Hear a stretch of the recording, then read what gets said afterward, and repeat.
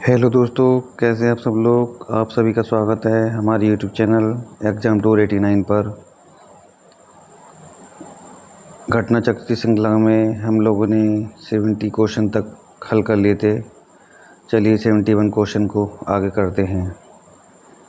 विधवा पुनर्विवाह अधिनियम किसके शासनकाल में क्रियान्वित किया गया?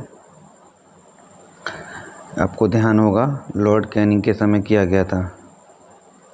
चलिए इसका वर्णन देख लेते हैं। ईश्वर चंद्र विद्यासागर के अथक प्रयासों के फलस्वरूप लॉर्ड कैनिंग 28 फरवरी 1856, 21 मार्च 1862 के समय 26 जुलाई 1856 को विधवा पुनर्विवाह अधिनियम 1856 अधिनियमित हुआ। इस अधिनियम को लॉर्ड डलहौजी के समय प्रारूपित और प्रस्तुत किया गया था। इस अधिनियम के नियम 15 के तहत विधवा विवाह को वैध मान लिया गया और उस विवाह से उत्पन्न हुए बालक को भी वैध घोषित किया गया। 1 नवंबर 1858 को महारानी विक्टोरिया का घोषणा पत्र इलाहाबाद में पढ़कर सुनाया था। किसने सुनाया था? आपको ध्यान होगा लॉर्ड कैनिंग ने। चलिए देखते हैं, इसका आंसर लॉर्ड कैनिंग है। 1857 की महान क्रांति का सबसे महत्वपूर्ण परिणाम था महारानी की उद्घोषणा। यह उद्घोषणा 1 नवंबर 1858 को इलाहाबाद में हुए दरबार में भारत के प्रथम वायसराय लॉर्ड कैनिंग द्वारा उद्घोषित की गई। चलिए नेक्स्ट क्वेश्चन देखते हैं। निम्न में से कौन भारत का प्रथम वायसराय था? Lord Canning. काफ़ी इंपॉर्टेंट क्वेश्चन है ये। 1 नवंबर 1858 को महारानी विक्टोरिया का घोषणा पत्र पढ़कर सुनाया था। लॉर्ड कैनिंग ने इलाहाबाद में सुनाया था।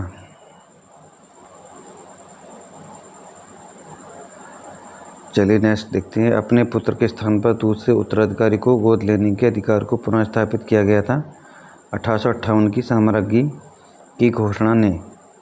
चलिए इसका वर्णन देख लेते हैं। महारानी की उद्घोषणा 1 नवंबर 1858 को इलाहाबाद में हुए दरबार में लॉर्ड कैनिंग द्वारा उद्घोषित की गई। इसमें भारतीय देशी राज्यों के प्रति नीति को भी व्यापक रूप से परिवर्तित किया गया और ब्रिटिश साम्राज्य के लिए संभावित किसी संकटापन्न स्थिति से बचाव के लिए उनका प्रयोग करने हेतु उन्हें तैयार किया गया। विजय और विलय की नीति को पूर्णतः परित्याग कर दिया गया और देशी राज्यों के शासकों को उत्तराधिकारी गोद लेने की अनुमति दी गई। चलिए नेक्स्ट क्वेश्चन देखते हैं। महारानी विक्टोरिया को भारत की साम्राज्ञी नियुक्त किया गया था 1877 में। बहुत इंपॉर्टेंट क्वेश्चन है ये। चलिए इसका वर्णन देख लेते हैं अगर हो तो। राजसी उपाधि अधिनियम ब्रिटिश संसद द्वारा 1876 में पारित किया गया। इस अधिनियम के तहत महारानी विक्टोरिया को 1 जनवरी 1877 को दिल्ली दरबार में भारत की साम्राज्ञी घोषित किया गया। इस प्रकार सम्राट एडवर्ड 7 को वर्ष 1903 में तथा जॉर्ज 5 को वर्ष 1911 में भारत का सम्राट घोषित किया गया। काफ़ी इंपॉर्टेंट क्वेश्चन है ये। निम्नलिखित में से किस गवर्नर जनरल ने भारत में दास प्रथा को समाप्त किया गया था? चलिए इसका आंसर देखते हैं। लॉर्ड एलन बरो ने 1843 के एक्ट 5 के द्वारा भारत में तत्कालीन गवर्नर जनरल लॉर्ड एलन बरो ने दास प्रथा का उन्मूलन किया था। इसका कार्यकाल 1842 से 44 ईस्वी तक था। चलिए नेक्स्ट क्वेश्चन देखते हैं। निम्नलिखित में से कौन सा युग्म एक सही सुमेलित है, बाकी सब गलत होंगे? तो आपका एक सही है लॉर्ड कॉर्नवालिस स्थायी बंदोबस्त, बाकी आपके गलत हैं। चलिए देखते हैं। लॉर्ड कॉर्नवालिस ने 1793 ईस्वी में स्थायी बंदोबस्त प्रणाली लागू की, जबकि चतुराई पूर्ण निष्क्रियता कुशल अकर्मण्यता की नीति जॉन लॉरेंस सहायक संधि लॉर्ड वेलेस्ली से तथा बेपकत का सिद्धांत लॉर्ड डलहौजी से संबंध है। भारतीय राष्ट्रीय कांग्रेस की स्थापना A.O. ह्यूम ने लॉर्ड डफरिन के कार्यकाल में हुई थी। डफरिन का कार्यकाल 1884 से 1888 तक, इसके कार्यकाल में कांग्रेस की स्थापना हुई थी। चलिए नेक्स्ट देखते हैं। निम्नांकित में किसका सुमेल नहीं है? एक गलत है इसमें। लॉर्ड कैनिंग उच्चतम निष्क्रियता, ये गलत है, बाकी सब सही हैं। लॉर्ड कॉर्नवालिस स्थायी बंदोबस्त जो ऊपर आ चुका है 1793 ईस्वी में। लॉर्ड वेलेस्ली सहायक संधि, लॉर्ड डलहौजी बेपकत का सिद्धांत। उच्चतम निष्क्रियता आपको ध्यान होगा ये चतुराईपूर्ण निष्क्रियता जॉन लॉरेंस के समय। नेक्स्ट देखते हैं। स्थायी बंदोबस्त किसके शासनकाल में प्रारंभ किया गया था? Lord Cornwallis. काफ़ी इंपोर्टेंट क्वेश्चन है ये। चलिए देख लेते हैं। इसका वर्णन फिलहाल नहीं दे रखा है। 1793 में हुआ था ये। निम्नांकित में से सही सुमेलित नहीं है, कौन सा नहीं है? लॉर्ड हेस्टिंग्स, द्वितीय आंग्ल मराठा युद्ध, चलिए देख लेते हैं। लॉर्ड कॉर्नवालिस, स्थायी बंदोबस्त, इंपॉर्टेंट क्वेश्चन है। लॉर्ड वेलेस्ली, सहायक संधि प्रणाली। लॉर्ड विलियम बेंटिक, 1829 का 17वां रेगुलेशन। लॉर्ड हेस्टिंग्स, द्वितीय आंग्ल मराठा युद्ध, चलिए देखते हैं। द्वितीय आंग्ल मराठा युद्ध 1803 से 1805 ईस्वी के भी लॉर्ड वेलेस्ली के काल में हुआ था। लॉर्ड हेस्टिंग्स के काल में तृतीय तथा अंतिम आंग्ल मराठा युद्ध 1817-1818 हुआ था। तृतीय आंग्ल मराठा युद्ध में मराठाओं के पराजय के पश्चात लॉर्ड हेस्टिंग्स ने पेशवा की गद्दी 1818 ईस्वी में समाप्त कर दी तथा पश्चिम भारत में स्थित पेशवा का समस्त प्रदेश बम्बई प्रेसिडेंसी में सम्मिलित कर लिया गया। इसके अतिरिक्त कंपनी ने बुंदेलखंड, मालवा, शेष भारत पर राजनीतिक अधिकार कर लिया। अन्य तीनों युग सुमेलित हैं। चलिए नेक्स्ट देखते हैं। पेशवाई को कब समाप्त किया गया था? 1818 ईस्वी में। काफ़ी इंपॉर्टेंट क्वेश्चन देखिए, यहाँ पे दे रखा है कि तृतीय आंग्ल मराठा युद्ध में मराठाओं के पराजय के पश्चात लॉर्ड हेस्टिंग्स ने पेशवा की गद्दी 1818 ईस्वी में समाप्त कर दी।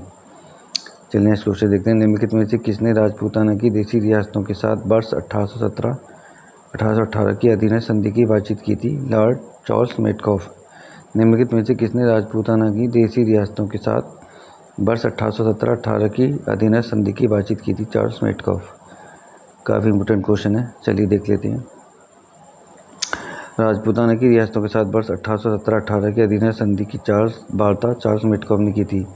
लॉर्ड हेस्टिंग्स ने राजपूताना पर ब्रिटिश सर्वोच्चता तथा मराठा और पिंडेरियों के प्रति राजपूताना की तटस्थता सुनिश्चित करने के लिए दिल्ली के तत्कालीन रेजिडेंट चार्ल्स मेटकॉफ को वार्ताकार बनाया था। काफ़ी इंपॉर्टेंट क्वेश्चन है ये, देखते हैं। निम्न में कौन सा सुमेलित नहीं है? तो आपका सर जॉन शोर, आंग्ल नेपाली युद्ध सही सुमेलित नहीं है। बाकी देख लेते हैं। लॉर्ड कॉर्नवालिस, स्थायी बंदोबस्त, काफ़ी इंपॉर्टेंट है। 1793 में। लॉर्ड वेलेस्ली, सहायक संधि प्रणाली। और लॉर्ड हेस्टिंग्स, तृतीय आंग्ल मराठा युद्ध, आपको दे रखा था ये ऊपर। तृतीय आंग्ल मराठा युद्ध जो हुआ था आपका 1817-1818 के ईस्वी में हुआ था। चलिए इसका वर्णन देख लेते हैं अगर हो तो। आंग्ल नेपाल युद्ध लॉर्ड हेस्टिंग्स के काल में हुआ था। 1814 ईस्वी में पहला युद्ध लड़ा गया, लेकिन कोई विशेष सफलता नहीं मिली। 1815 ईस्वी में दूसरा युद्ध लड़ा गया। कुमाऊं में अल्मोड़ा को जीत लिया गया तथा मेजर जनरल ऑक्टर लोनी ने वीर गोरखा सरदार अमर सिंह थापा को मलाव का किला समर्पित करने के लिए विवश किया। ब्रिटिश सेना राजधानी काठमांडू से 30 मील की दूरी तक पहुंच गई।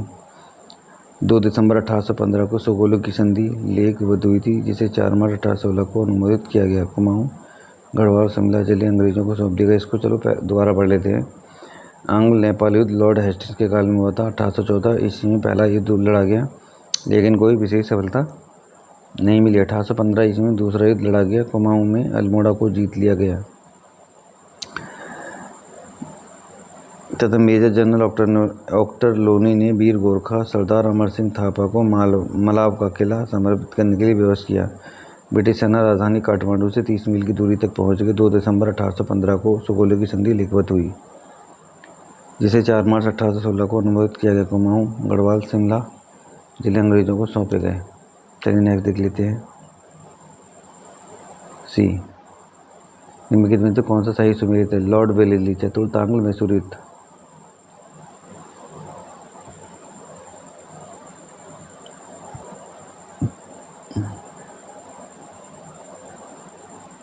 लॉर्ड एलनवलो, अवध का विलीनीकरण, ये भी गलत है। लॉर्ड डलहौजी, सिंध का विलीनीकरण, ये भी गलत है। सर जॉन शोर, तृतीय आंग्ल मराठा युद्ध, ये भी गलत है। आपको ध्यान होगा तृतीय आंग्ल मराठा युद्ध हेस्टिंग्स के काल में हुआ था। लॉर्ड एलनवलो सिंध का अंग्रेजी राज्य में अगस्त 1843 में विलय।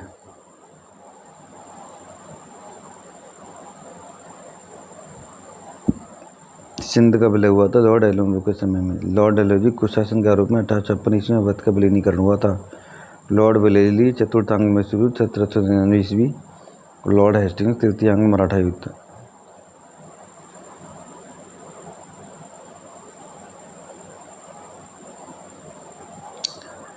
चलिए ये श्रृंखला में यहीं पे समाप्त करते हैं। बाकी आगे की श्रृंखला हमारी 86 क्वेश्चन से स्टार्ट होगी।